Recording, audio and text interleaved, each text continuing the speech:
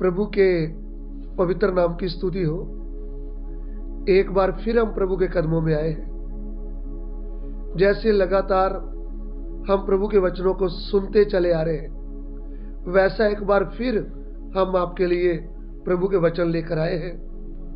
हमारी ये दुआ है कि आप लोगों को प्रभु का वचन समझ में आए और आप प्रभु के वचन से आशीष पाएं और प्रभु में आगे बढ़ते जाएं। और आप हमारे लिए भी प्रार्थना करते रहे। हम आपको रोज नए से नया भोजन देते रहे।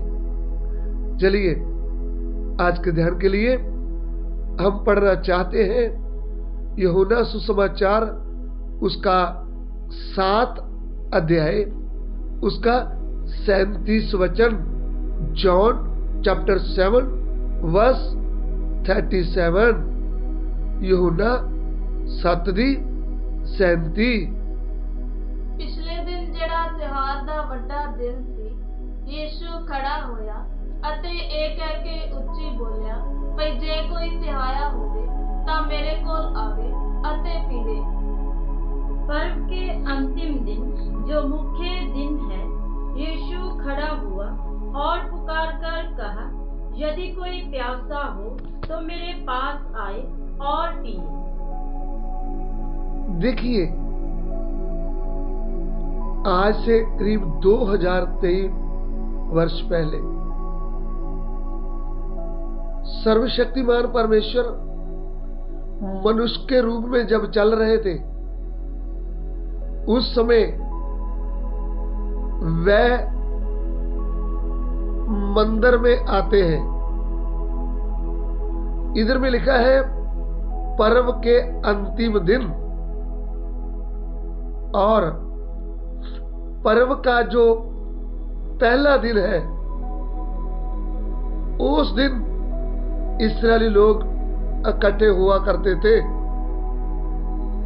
प्रभु के लिए बलि चढ़ाया करते थे। तो इस्राएल को 7 पर्व दिए गए थे। उन 7 में से एक पर्व था झोंपड़ियों का पर्व। यानी इस्राएली लोग खजूर के पत्ते और कुछ पत्ते तोड़ करके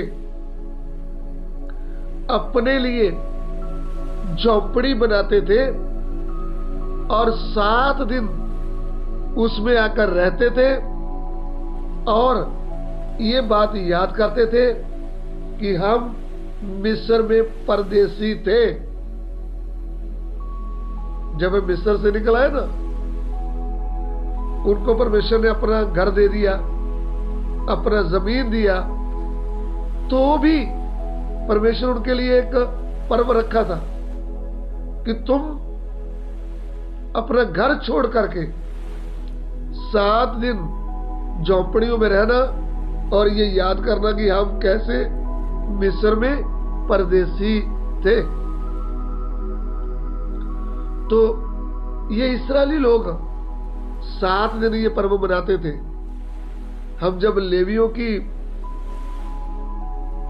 पुस्तक उसका 23 अध्याय उसका 33 वचन पढ़ेंगे। लेवी व्यवस्था 23 का 33। लेविटिक्स चैप्टर 23 वर्स 33।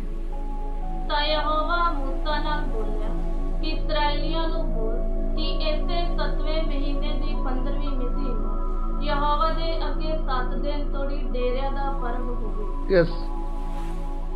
फिर यहोवा ने मूसा से कहा, इस्राएलियों से कह कि उसी 7वें महीने के 15वें दिन से 7 दिन तक यहोवा के लिए झोंपड़ियों का पर्व रहा करे।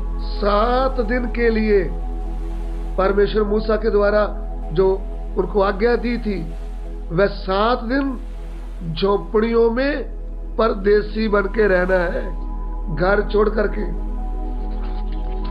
तो ये पर्व इस्राएली लोग मनाया करते थे। लेकिन जब प्रभु यीशु इस पृथ्वी में मनुष्य के रूप में चल रहे थे, उस समय भी यहूदियों का ये पर्व था, झोपड़ियों का। उधर में लिखा है ना, पर्व के अंतिम दिन यीशु मंदिर में आया। तो उस समय भी झोपड़ियों का पर्व था। हम यूहन्ना सुसमाचार 7:2 पढ़ेंगे। John chapter 7:2। यूहन्ना 7:2। ਅਤੇ ਯਹੂਦੀਆਂ ਦਾ ਡੇਰਿਆਂ ਦਾ ਪਰਬ ਨੇੜੇ ਸੀ। यहूदियों का झोपड़ियों का पर्व निकट था। यहूदियों का झोपड़ियों का पर्व निकट था।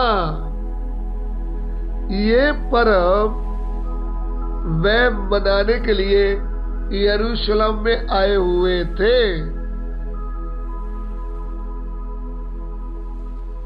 अभी 7:14 जॉन चैप्टर 7:14।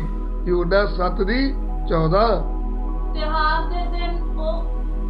ਦੇ ਦਿਨ ਹੁਣ ਅੱਧੇ ਬੀਤ ਗਏ ਸਨ ਕਿ ਯੀਸ਼ੂ ਹੈਕਲ ਵਿੱਚ ਜਾ ਕੇ ਉਪਦੇਸ਼ ਦੇਣ ਲੱਗਾ। आमीन।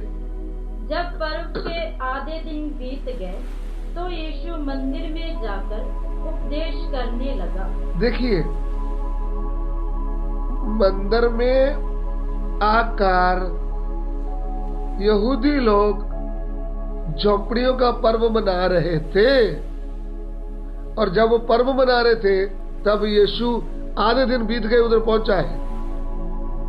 उनको देखा है कि वो कैसे त्योहार मना रहे थे, वो कैसे झोपड़ी में रह रहे थे, वो कैसे याद कर रहे थे कि जब हम मिस्र से निकले थे, हम परदेसी थे, हमको कैसे प्यास लगी थी, कैसे हमारे लिए परमेश्वर चट्टान से पानी निकाल दिया।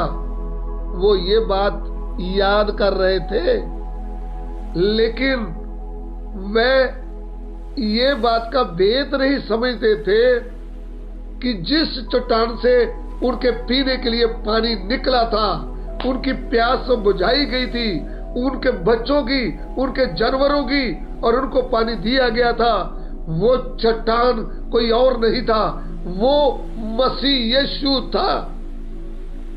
इसलिए मसीह यीशु जो उनकी चट्टान उनके लिए बना, जिससे उन्होंने जल पिया, वह मसीह आज चट्टान नहीं, मनुष्य के रूप में उनके सामने खड़ा था। यूहन्ना सुसमाचार में पढ़ते हैं, इस पर्व के अंतिम दिन झोपड़ियों को त्योहार खत्म हो रहा था। आखिरी दिन ये जो आत्मिक चट्टान मनुष्य के रूप में उनके सामने खड़ी थी, उसने आकर कहा, जो कोई प्यासा है वो मेरे पास आए और पिए। प्रभु यीशु के भेद की बातें वो नहीं समझते थे, लेकिन प्रभु यीशु उसके साथ भेद की बात कर रहा था कि जब तुम मिस्र से निकल रहे थे, जब तुम बियाबान जंगल में प्यासे थे, तब तुम्हारी शरीर की प्यास बुझाने के लिए मुझे इस्तेमाल किया गया। मैं चट्टान बन करके आपको पानी दिया, मैं वही हूं। उस समय तुम्हारे शरीर की प्यास बुझाई थी, अभी मैं तुम्हारी आत्मा की प्यास बुझा सकता हूं। ये भेद की बात है। इस भेद को पौलुस प्रेरित करंथ की कलीसिया के ऊपर प्रकट कर दिया है। पहला करंथियों की पत्री उसका 10 अध्याय उसका 1, 2, 3 वचन पढ़ेंगे। First Corinthians chapter 10 verse 1 to 3। पहला करंथिया 10:1-3 तक।